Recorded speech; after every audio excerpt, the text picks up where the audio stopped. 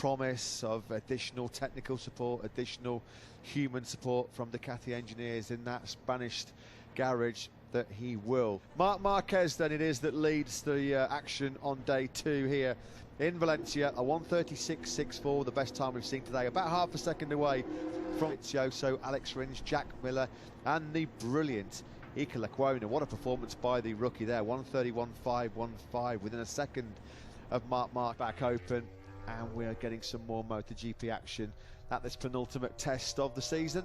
We are now joined in the commentary box by a familiar face to us. Yeah, I just said that I will not be tempted into talking about this. I refused to comment. Okay, Moto 2 and 3 and MotoGP. Do riders request changes in Moto 2 and 3?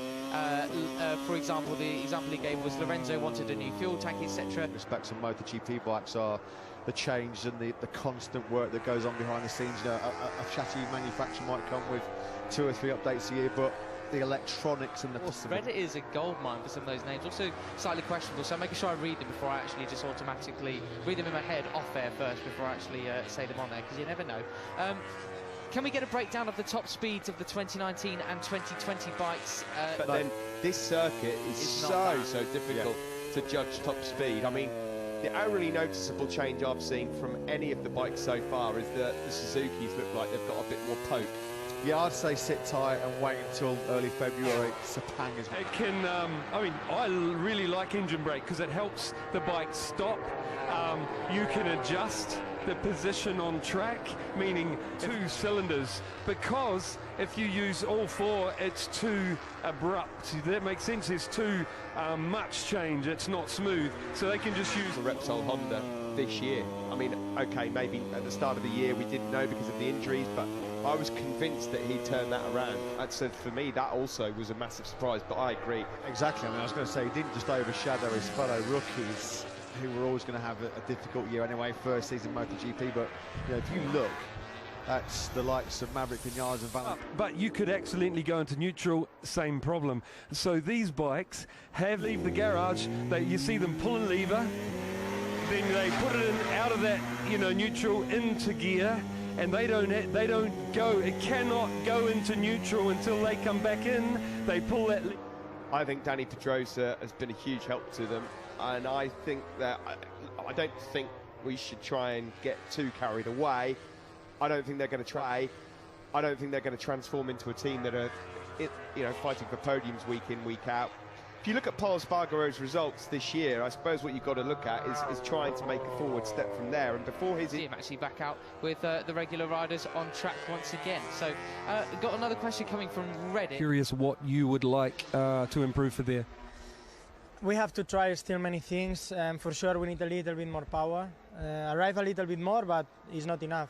Our competitive... Vinales then, so it sounds like it's been a little bit of an excursion on circuit. For him to do it against his teammate Dovi and against Marc Marquez, absolutely outrageous. Yeah. Second for me, Petrucci Mugello is top. Yeah, that's I got to say that's one of my highlights as well. What about Simon? You got any, mate? Oh, you just caught me back in pit lane. I haven't had a moment to think about this, but everyone that interviews him, everyone that spends time with him is fond of Danilo, his sense of humour. He's so, you could feel the riders thinking, this is our shot, and he turns up and goes fastest in the next session. It was, to me, stunning. Everyone, team managers, so for sure, Carl turned up at Phillip Island with this horrible memory, of this really nasty break in his leg, fast crash. Second over the line, and it showed that Alex Rins on his day can really mix it and take it and scrap it out with the very best. It got a high-pitched ending, which is always a good sign, and it got the mat with him in close quarters in the race, so it is interesting. Yeah, I don't think that will ever happen with Marc, will it? No. I mean, if Marc and Alex one day are racing together, Marc we've got a problem here for Valentino Rossi. Some lights all over that dashboard and a bit of smoke, yeah, so... Be along there soon enough. At least it's not looking a bit like the Aprilia at all. Guys, I just wanted to add that... Something else I just wanted to add about the brothers, something else that came out in Alaish's interview, which I just remembered. Him and Pol had that big battle in Malaysia, well, Pol and him, obviously, they saw each other a lot between that and this race here. Pol goes and spends a lot of time with his kids, etc. And he said, just saying that it'll all change if Alex starts giving him, you know, a hard time, and then it's gloves off. Yeah, thanks for that, Simon. Yeah, well, I think we all agree with that. We will let you know if that changes or as and when it does. Matt, back to you, mate. well, actually, interesting you say that. So we do have a question, not about specifically Zark. Brilliantly, poor old Scott Reddy, when he came to Aprilia, his first year with Aprilia, what did he have, 3-4 races? And he was told he wasn't needed. I mean, that's no good.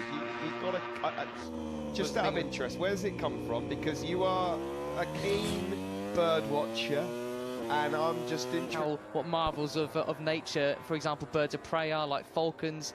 You know, there's a reason why, for example, the Suzuki Hayabusa actually means peregrine falcon, because you get a bit of an adrenaline rush, much like I think these guys kind of get. And obviously I've got no experience on a motorcycle, really, especially not a fast motorcycle. So that's, I guess, that was my adrenaline rush back in the day. Well, there you go. Thank you.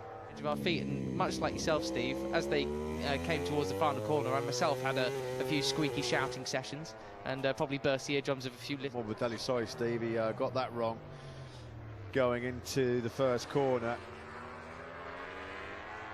Thankfully, it's got a positive outcome for Frankie Morbidelli, just doing a bit of dirt tracking.